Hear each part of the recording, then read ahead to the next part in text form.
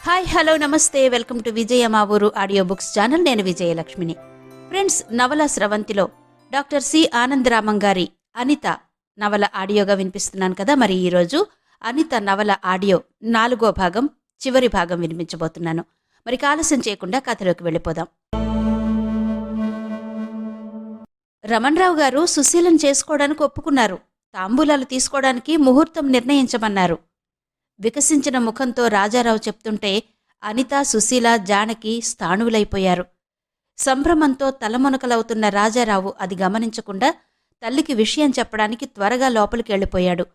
ఉద్రేకంతో ఏదో అనబోతున్న అనిత నోరు తన చేత్తో మూసి తన గదిలోకి తీసుకెళ్ళింది జానకి. అనిత, తొందరపడకు. ఏం చేయదలుచుకున్నావు నువ్వు? ఇక ఈ నాటకానికి స్వస్తి చెబుతాను. రాజారావుకు నిజం చెబుతాను అంది అనిత. నిజం చెప్పగలవు, కాని రుజువు చెయ్యలేవు. అన్నయ్య నీ మాటలు నమ్మగలడు, బ్రతుకు చక్కదిద్దలేడు. నీ కేసు పునర్విచారణకు బావ అనుమతి సంపాదించాడు. నిజం రుజువవుతుంది. అనిత, ఇంత వెర్రిదానవవుతున్నావే? అవతలి వ్యక్తులు అంగబలం, అర్ధబలం ఉన్నవాళ్లు. ఆనాడు అమ్మ ప్రయత్నించలేదా? ఏం సాధించగలిగింది? వాళ్ళు ఎంతకైనా సమర్థులు. అలాంటి నరరూప రాక్షసుడిగా సుశీలను కట్టబెట్టాలనుకుంటున్నావు? సుశీల క్షేమం ఆలోచించైనా రాజారావుకు అన్ని విషయాలు చెప్పేయాలి. చెబుతావు? అన్నయ్య సుశీలకి సంబంధం చెయ్యడు. తర్వాతేమవుతుంది? అంతా నిశ్చయమయ్యాక సంబంధం చెడిపోతే ఆడపిల్లకు పెళ్లి కావడం ఎంత కష్టమో తెలుసా? ఇలాంటి పెళ్లికొడుకు కావడం కంటే అసలు పెళ్లి కాకపోవడమే మేలు. రమణరావు సుశీల అంటే పడి చస్తున్నాడు. సుఖపెడతాడేమో. అనితకు మండిపోయింది మాటలతో. ఆ తరువాత నువ్వెందులో పడి చస్తావు? నేనేనాడో చచ్చిపోయాను. బ్రతికే ఉన్నానని భ్రమపడుతున్నావు నువ్వు. నాన్సెన్స్. నేను? ఆగు అనిత, నా మాట విను. మేమిద్దరము ఇక్కడికి రావడం వల్లనే అన్నయ్య అంతులేని చికాకుల్ని ఎదుర్కోవలసి వస్తోంది.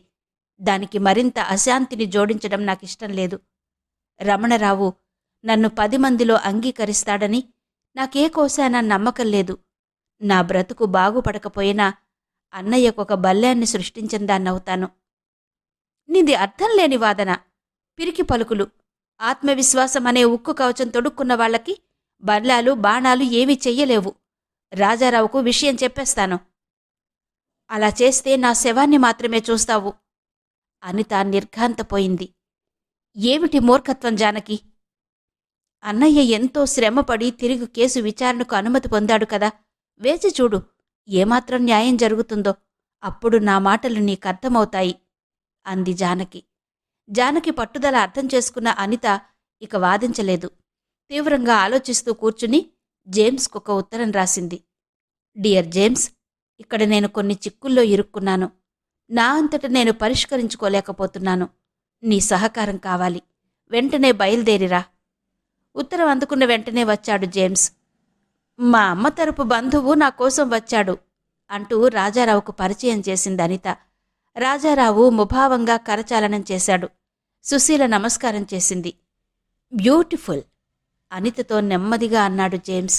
జేమ్స్ అన్నదేంటో వినబడకపోయినా అతను అనిత ముఖం మీదకు వంగి ఏదో అనడం అర్థమైంది రాజారావుకి.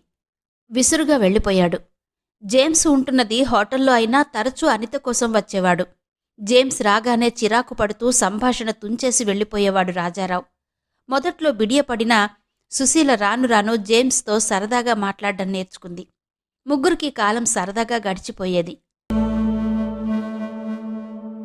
బంధుమిత్రుల నడుమ సుశీలకు రమణరావుతో పెళ్లి నిశ్చయమైంది. తాంబూలాలు తీసుకున్నారు. తరువాత చిన్న అల్పాహార విందు ఏర్పాటు చేశాడు రాజారావు. విందుకు వచ్చిన పెద్దలు తమ ఎదురుగా ప్లేట్లలో ఉన్న తినుబండారాలతో తృప్తిపడలేకపోయారు. అంతకన్నా కమ్మని విందు జానకి విషయం వాళ్ల నోరూరించింది. రకరకాల నోళ్లు వికటంగా తెరుచుకుని వికృతంగా పలికాయి. జానకి మీ చెల్లెలటోయ్? అయితే మీ నాన్నగారు మంచి కథానాయకుడన్నమాట. ఇంకాస్త ఓపిగ్గా కనుక్కోవోయ్, ఇంకా చెల్లెళ్ళు తమ్ముళ్ళు దొరక్కపోరు. మనలో మనమాట, ఈ రాజారావు జానకిని తన పంచన చేర్చుకోవడానికి మాతృవాత్సల్యమే కారణమంటారా?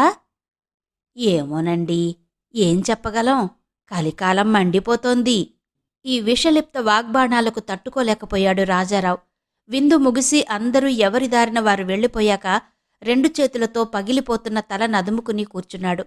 ఆ మూర్తిని చూసేసరికి జాలితో అనిత హృదయం ద్రవించింది. బావా అంది ఆప్యాయంగా. ఎర్రబడిన కళ్లతో ఒకసారి అనితను చూసి, కాసేపు నన్ను ఒంటరిగా ఉండని అన్నాడు విసుగ్గా. మనసు కలత పడినప్పుడే మమత పంచుకోగలిగిన వాళ్లు దగ్గరుండాలి బావా అంది అనిత. రాజారావు సమాధానం చెప్పలేదు. అనిత వంక ఆశ్చర్యంగా చూసి తల తిప్పుకున్నాడు. ఈరోజు నిన్ను వెక్కిరించిన వాళ్లందరూ పరమచలామణి అవుతున్నారు అంది అనిత. ఈ సమాజపు తీరే విచిత్రమైంది. పబ్లిక్ సీక్రెట్స్ చక్కగా కడుపులో దాచుకుంటుంది. స్పష్టంగా తెలిసిపోతున్న విషయాలను కష్టపడి నమ్మకుండా ఉండడానికి ప్రయత్నిస్తుంది. ధైర్యంగా తన కట్టుబాట్లను ఎదిరిస్తే మాత్రం సహించదు. ఇదంతా ముందు ఊహించిందేగా. ఇంతగా కృంగిపోతే ముందేం సాధించగలవు? జరగవలసిందంతా ముందుంది. జానకిని కోర్టులో నిర్దోషిగా రుజువు చెయ్యాలి. లే, ధైర్యంగా నిలబడు అంది అనిత. కర్తవ్యం గుర్తుకొచ్చిన రాజారావు ముఖంలో అలసట మాయమైంది. పట్టుదల ప్రతిఫలించింది. కన్న వచ్చి, అన్నయ్య, నీకోసం చక్రపాణిగారొచ్చారు అన్నాడు. చక్రపాణిగారు కేశవరావు గారికి దగ్గర బంధువు. డబ్బు పలుకుబడి రెండూ కలవాడు. చక్రపాణిగారికి నమస్కారం చేసి కూర్చున్నాడు రాజారావు. నిన్ను గురించి విన్నానుగాని చూడలేదోయ్. చాలా సంతోషంగా ఉంది. ఇక్కడి సమర్థులైన లాయర్లలో నువ్వొకడివి అన్నారాయన. థ్యాంక్స్ అన్నాడు రాజారావు. నేను మీ నాన్నగారు మంచి స్నేహితులం. అభిమానం చంపుకోలేక వచ్చాను. రాజారావు అర్థం కానట్టుగా చూశాడు. అదే, నువ్వా జానకి కేసు విషయంలో ఇరుక్కోవడం నాకు నచ్చలేదు. నీ శ్రేయస్సుకది మంచిది కాదు. ఈ విషయంలో మీ జోక్యం దేనికి అన్నాడు రాజారావు. చెప్పానుగా, నీమీద అభిమానమని నవ్వారు చక్రపాణిగారు. ఆ నవ్వులో లోకంలోని కౌటిల్యమంతా కనిపించింది రాజారావుకి. జానకి నా చెల్లెలు. జానకి నిర్దోషిగా రుజువు చేసి తీరుతాను. జానకిని దోషిగా రుజువు చేసినా నిర్దోషిగా రుజువు చేసినా ఒక్కటే. జానకిని నాశనం చేసిన వ్యక్తి జానకిని అంగీకరించేలా చెయ్యగలవా నువ్వు? ప్రయత్నిస్తాను. అసంభవం. కోర్టులకెక్కడం వల్ల వైషమ్యాలు పెరుగుతాయేగాని తగ్గవు. అదీకాక జానకి నిర్దోషి కాకపోతే? చక్రపాణిగారు తీక్షణంగా అన్నాడు రాజారావు. ఆయన నవ్వాడు. నీ మనసు తెలుసుకోవడానికి అన్నానోయ్. నిజంగా చెల్లెలి మీద అభిమానముంటే అది చూపించుకునే మార్గం ఇది కాదు. ఎక్కడైనా మంచి సంబంధం చూసి పెళ్లి చేసేయ్. కట్నం ఎర చూపావంటే ఎవడో ఒకడు దొరక్కపోడు. ఆ విషయంలో కావాలంటే నీకు నేను సహాయం చేస్తాను. రాజారావు అణువణువు భగ్గుమంది. థ్యాంక్స్, మీ సహాయం నాకక్కర్లేదు. నేను చెయ్యగలిగింది నేను చేసుకుంటాను. Case withdraw చెయ్యవన్నమాట. ఒక్కనాటికి చెయ్యను. సరే, చివరి మాట. ఈ కేసు విత్డ్రా చేసుకుంటే మరొక 5 ఏళ్లలో నిన్ను హైకోర్టు జడ్జిని చేయగలను. నాకే పదవి లేకపోయినా అన్ని పదవులు నా జేబులో ఉన్న పర్సులో ఉన్నాయి. ఈనాడు అధికారంలో ఉన్న అనేక మంది నా అనుగ్రహం వల్ల అధికారం సంపాదించుకున్నవారే. ఏవంటావ్? క్రోధంతో జ్వలించిపోతూ వెంటనే సమాధానం చెప్పలేకపోయాడు రాజారావు. నా మాట మీద నమ్మకం లేదా? ప్రస్తుతం పబ్లిక్ ప్రాసిక్యూటర్గా ఉన్న శంకర్రావును అడుగు. అతనికి ఆ పదవి రావడానికి నేనే కారకుణ్ణి. శంకర్రావు జానకి కేసులో ఒకనాడు జానకి తరపున పనిచేసిన లాయరు. రాజారావుకు విషయం అర్థమైంది. చక్రపాణిగారు, అంతటా అవినీతి దట్టంగా అల్లుకుంటోంది. అయినా అక్కడక్కడ నీతి చంద్రికలు విరుస్తూనే ఉన్నాయి. స్వార్థం అతిశయిస్తుంది. అయినా మమత పూర్తిగా మాసిపోలేదు. విషయలాలస విచ్చలవిడిగా నృత్యం చేస్తోంది. అయినా కొన్ని అంతరంగాలు విలువలను మరువడం లేదు. విశ్వాన్ని ఆవరించుకున్న అంధకారాన్ని ఒక్క కాంతి కిరణం పటాపంచలు చేయగలిగినట్టు పవిత్రాంతఃకరణాలు కొన్ని అయినా జాతిని మేల్కొలిపి ముందుకు నడిపించగలవు అన్నాడు రాజారావు. పకపక నవ్వారు చక్రపాణిగారు. నీ కర్మ నీకే తెలిసొస్తుంది. వెళ్ళిపోయిన చక్రపాణిగారిని తలుచుకుని లోలోపల చీదరించుకున్నాడు రాజారావు. కేసు విచారణ జరుగుతోంది. ఆనాడు జానకిని ఎత్తుకుపోయిన వ్యక్తి కొండయ్య బోనులో నిలబడ్డాడు. రాజారావు క్రాస్ ఎగ్జామినేషన్ ప్రారంభించాడు. కొండయ్య గారు, జానకిని మీకు ఎన్నాళ్లుగా తెలుసు? చాలా రోజులుగా తెలుసు. సరిగ్గా చెప్పండి, ఎన్ని సంవత్సరాల నుంచి తెలుసు? 5-6 ఏళ్ల నుంచి తెలుసు. మీరెత్తుకుపోవడానికి 6 ఏళ్ల ముందు నుంచి తెలుసన్నమాట. నేనెత్తుకుపోలేదు. ఆవిడే నా కారులో వచ్చింది. తరచూ నా కారులోనే వస్తూ ఉండేది. 6 ఏళ్లపాటు మీతో జానకి కారులో తిరిగేదన్నమాట. ఆ, తిరిగేది. మీరు కలిసి తిరగడం ఎవరైనా చూశారా? భలేవారు. ఇలాంటి షికార్లు అందరూ చూసేలా చేస్తారా? మీకు మొదట పరిచయమయ్యే నాటికి జానకి వయసెంత ఉంటుంది? సుమారు 16-17 ఏళ్ళు. ఆడవాళ్ల వయసు ఎవరు చెప్పగలరండి? 40 దాటాక కూడా 18 ఏళ్ల పిల్లలాగా సింగారించుకుంటున్నారు. యువరానర్, చిత్తగించండి. జానకి మీద ఈ కేసు వచ్చిన నాటికి జానకి పరిచయం అంటున్నారు వీరు. అంటే 11 ఏళ్ల పసిపిల్లలతో షికార్లు సాగించే రకమనుకోవాలా? ఇవిగో జానకి బర్త్ సర్టిఫికెట్లు. కోర్టులో కలకలం బయలుదేరి సద్దుమణిగింది. మళ్ళీ అడిగాడు రాజారావు. ఆ రోజు, అంటే జానకి పోలీసులను పిలిచిన రోజు, మీరు జానకిని ఎక్కడ కలుసుకున్నారు? పార్కులో. ఎప్పుడూ అక్కడే కలుసుకునేవారా? ఆ. యువరానర్, ఇది చూడండి. ఇదివరలో జానకి ఇంట్లోనే కలుసుకునేవాడినని, ఈ విషయంలో తల్లి ప్రోత్సాహం కూడా ఉందని సాక్ష్యం చెప్పారు కొండయ్యగారు. కొండయ్యగారు, జానకి మిమ్మల్ని తరచుగా డబ్బడిగేదా? అడిగేది. ఇచ్చేవారా? సాధ్యమైనంతవరకు ఇచ్చేవాడిని. ఒక్కసారిగా 10,000 గుమ్మరించమంటే ఎక్కడ తేను? మిమ్మల్ని జానకి 10,000 అడిగిందా? అడిగింది. ఇవ్వలేనంటే అల్లరి పెట్టడానికి పోలీసుల్ని పిలిచింది. మీ తప్పు లేనప్పుడు ఎందుకు పారిపోయారు? నిలబడి పోలీసులతో నిజమెందుకు చెప్పలేదు? మొగాడి మాట నమ్ముతాడటండి. ఆడదాన్ని నమ్ముతాడుగాని. అందుకే భయపడి పారిపోయాను. ఎక్కడికి పారిపోయారు? మేడలోకి. మేడ? అదెక్కడుంది? కొండయ్య కంగారు పడ్డాడు. మేడంటే మా ఊళ్ళో మేడ. మా ఊరు ఇక్కడికి 10 మైళ్ళు. జానకి కూడా మీతోనే ఉందా? ఉంది. మధ్యలో దింపేస్తే పాపం ఆడపిల్ల ఏమైపోతుంది? అందుకని మధ్యలో దింపకుండా పూర్తిగా గంగలో దింపారు. రామరామ, ఇంటికెళ్ళగానే మా అమ్మను తోడిచ్చి వాళ్ళింటి దగ్గర దింపాను. ఇదివరలో జానకి పోలీస్ అని పిలవగానే భయపడి జానకిని వెంటనే వాళ్ళింట్లో దింపినట్టు చెప్పారు. ఎందుకలా చెప్పారు? ఆ లాయర్ అలా చెప్పమన్నాడు, ఈ లాయర్ ఇలా చెప్పమన్నాడు. చావనా? ఇవన్నీ గుర్తు పెట్టుకునేందుకు నాకిదే పనా? అన్నాడు కొండయ్య. కోర్టులో కలకలం రేగింది. దట్స్ ఆల్ యువరానర్ అని కూర్చున్నాడు రాజారావు. జడ్జి కొండయ్యను దోషిగా నిరూపించి కిడ్నాపింగ్ నేరం కింద శిక్ష విధించబోతుంటే, ఓయమ్మో, నాకేం తెలీదు, ఆయన తెమ్మంటే తెచ్చాను అన్నాడు కొండయ్య. రాజారావు దిగ్గున లేచి నిల్చున్నాడు. ఎవరాయనా? ఊరు పేరు నాకేం తెలీదు. మనిషిని చూపిస్తే గుర్తుపడతాను. కోర్టులో కలకలం బయలుదేరింది. జడ్జి తీర్పు మరునాటికి వాయిదా వేసి లేచారు. ఆలోచనలతో ఉడికిపోతున్నాడు రాజారావు. నిజం బయటపడుతోంది చూశావా? అంది అనిత. ఉండు, ఏం జరుగుతుందో చూడు అంది జానకి. కటకటాలు మూసినవి మూసినట్లుండగా కొండయ్య మరునాటికి చచ్చిపడి ఉన్నాడు. జైలు డాక్టర్ కొండయ్యకు గుండె జబ్బు ఉందని, గుండె ఆగి మరణించాడని సర్టిఫికెట్ ఇచ్చాడు. రాజారావు తల గిర్రున తిరిగింది. జానకి కేసులో ఒకే ఒక సాక్షి మరణించాడు. అసలు రహస్యం బయటపడే మార్గమేది? ఆందోళన పడుతున్న రాజారావుతో, అధైర్యపడకు బావా, ఈ రహస్యం నేను బట్టబయలు చేస్తాను. జానకి బ్రతుకు నాశనం చేసిన దోషిని జానకి కాళ్లమీద పడవేసి తీరుతాను అంది. రాజారావు ఆందోళనతో, వద్దు వద్దు అనిత, ఈ విషయంలో నువ్వు కలగచేసుకోకు అన్నాడు. ఏ? వాళ్ళెవరో చాలా శక్తిమంతుల్లా ఉన్నారు. లేకపోతే కటకటాల వెనుక కొండయ్య ఉన్నవాడున్నట్టుగా చచ్చిపోవడం ఎలా సాధ్యం? డాక్టర్ను కూడా లొంగదీసుకున్నారు. నువ్విందులో కలిగించుకోకు. నీకేమైనా అయితే వ్యాకుల స్వరంతో అంటున్న రాజారావును చూసి అల్లరిగా నవ్వి, అయితే నీకేం బాధ? రాణి తండ్రిగారు బాధపడాలి అంది. రాజారావు ముఖం పాలిపోయింది. నాకు బాధ అని చెప్పడం లేదు. మామయ్యకు సమాధానం చెప్పుకోవాలి నేను. మరేం పర్వాలేదులే.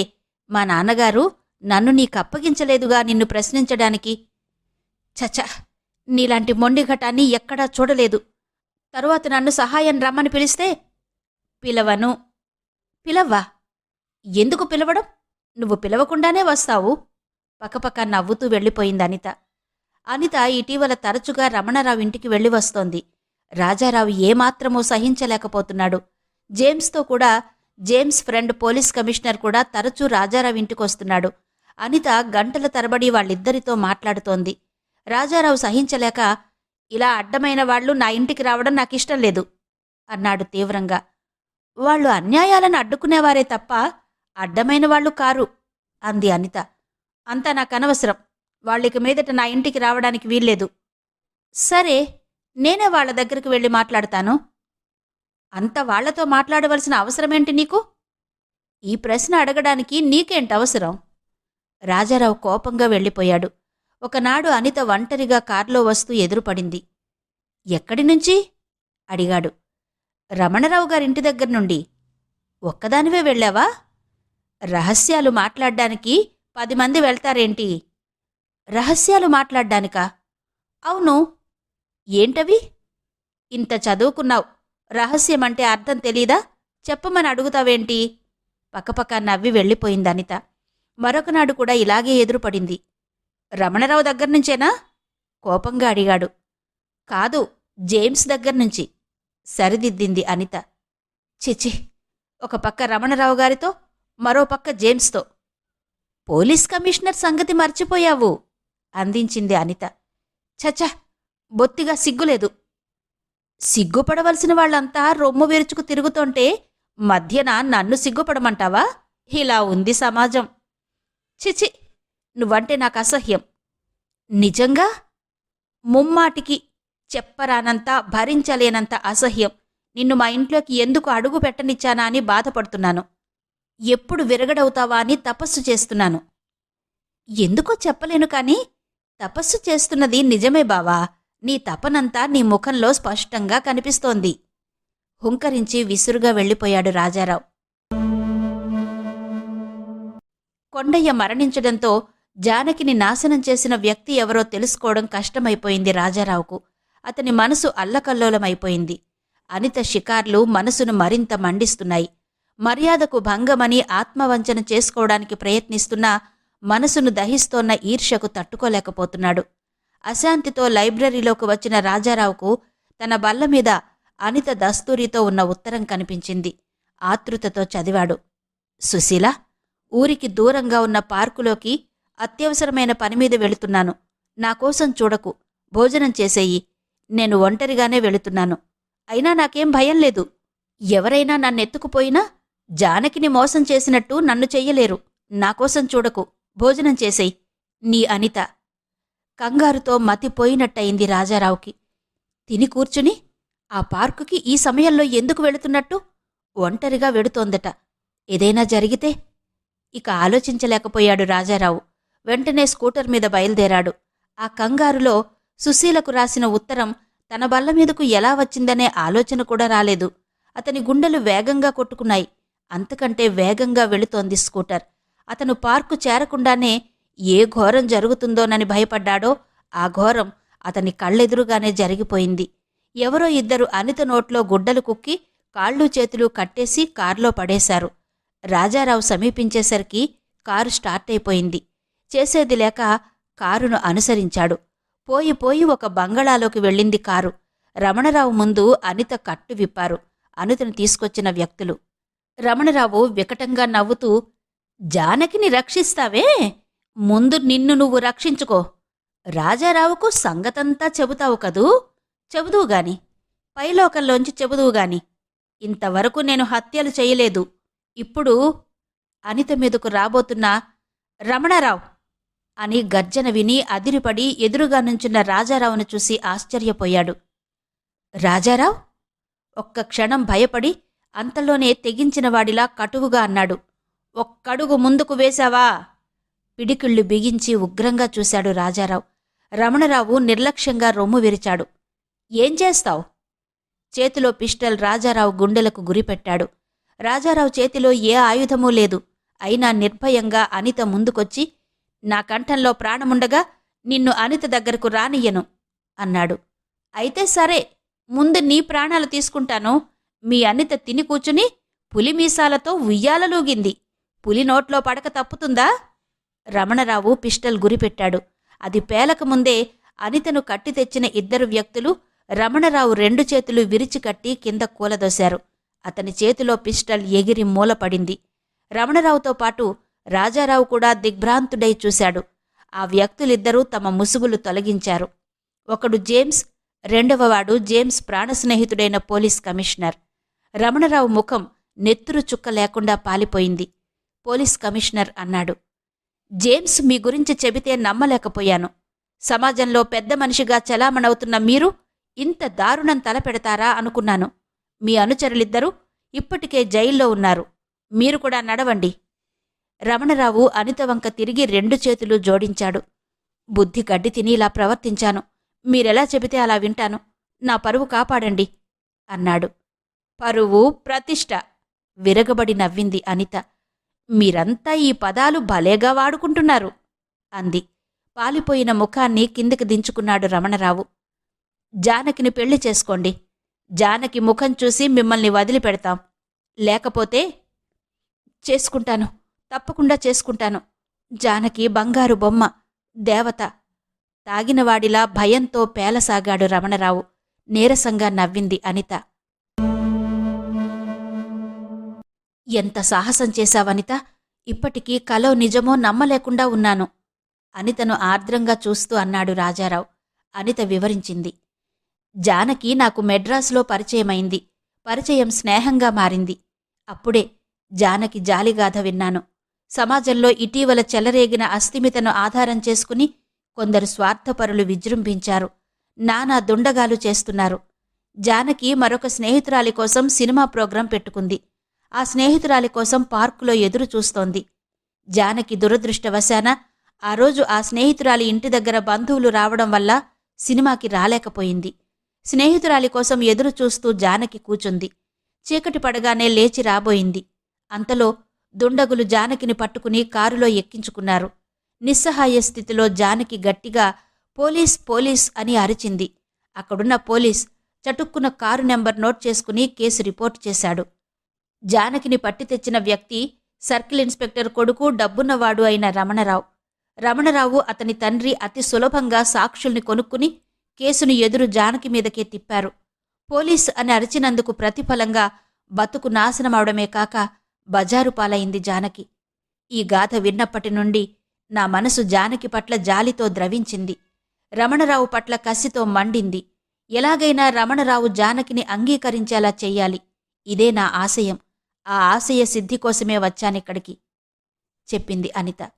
రాజారావు ఆశ్చర్యంగా విన్నాడు. ఇంత తెలిసి నువ్వెందుకు ఆ పార్కుకి వెళ్ళావు? నేను కావాలనే వెళ్ళాను. జానకి ద్వారానే రమణరావుకు గుణపాఠం నేర్పాలనుకున్నాను. కాని అది సాధ్యం కాలేదు. అంచేత నేనే రమణరావు ఇంటికి వెళ్ళి నచ్చ చెప్పడానికి ప్రయత్నించాను. విషయమంతా నీకు చెప్పేస్తానని బెదిరించాను. రుజువులు లేవు, నీ మాటలు రాజారావు నమ్మడు అన్నాడతను. నీకు కావాలంటే 10,000 కట్నంగా ఇస్తాను, జానకిని పెళ్లి చేసుకో, ఆ అమాయకురాలి బ్రతుకు నాశనం చెయ్యకు అన్నాను.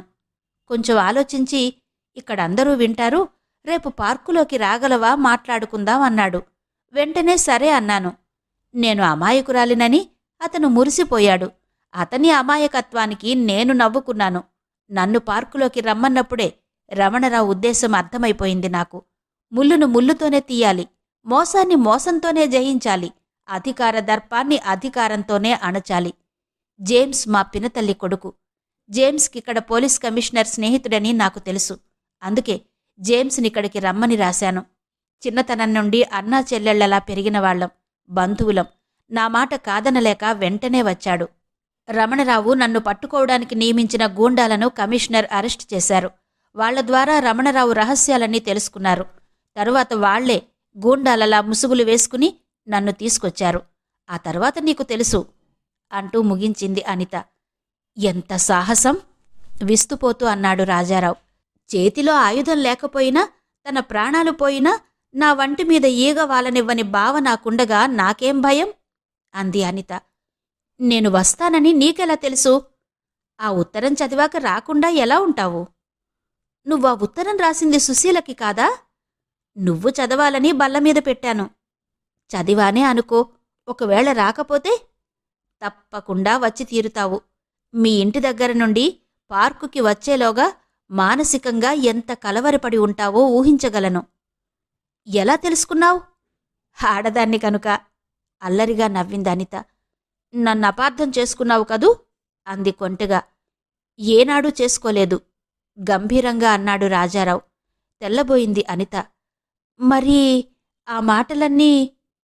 నీ అల్లరి భరించలేక కలిగిన చిరాకు, నువ్వు ఆపదలో చిక్కుకుంటావేమోనని కలిగిన కలవరం, నీ నిర్మలమైన కళ్ళలోకి చూస్తూ నిన్ను అపార్థం చేసుకోగలిగే శక్తి నాకు లేదు అనిత అన్నాడు రాజారావు.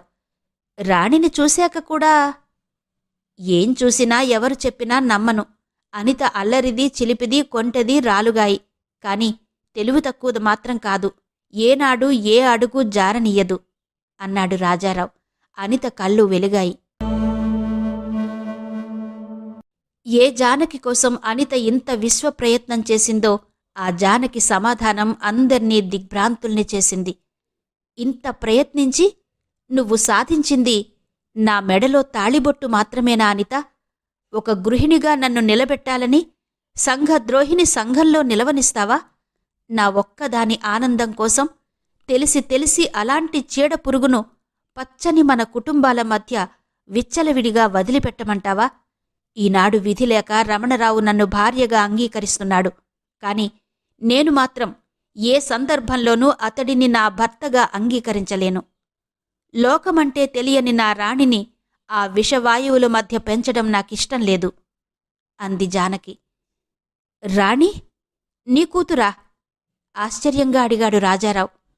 అవునన్నయ్యా, ఈ ఊళ్ళో రేగిన అలజడికి భయపడి మద్రాసు పారిపోయాను. ఆనాడు అనిత, నీది కాని తప్పుకు నువ్వు భయపడి పారిపోతున్నావు, నన్ను చూడు, సమాజాన్ని ఎలా ఎదుర్కొంటానో అని నన్ను రాణిని తనతో తీసుకొచ్చింది. ఇదంతా విన్న జేమ్స్ పోలీస్ కమిషనర్ ఇద్దరూ జానకిని అభినందించారు. అనితగారు విడుదల చెయ్యమని కోరినా నేను రమణరావుని అరెస్టు చేయకుండా ఉండలేకపోయాను. అది నా విధి. ఈ వార్త మీకు ఎలా చెప్పాలా అని మదనపడుతున్నాను. జానకిగారు నాకు శ్రమ తప్పించారు. జానకిని జాలిగా చూస్తూ అన్నాడు పోలీస్ కమిషనర్. అందరి దగ్గర సెలవు తీసుకుని వెళ్ళిపోయాడు.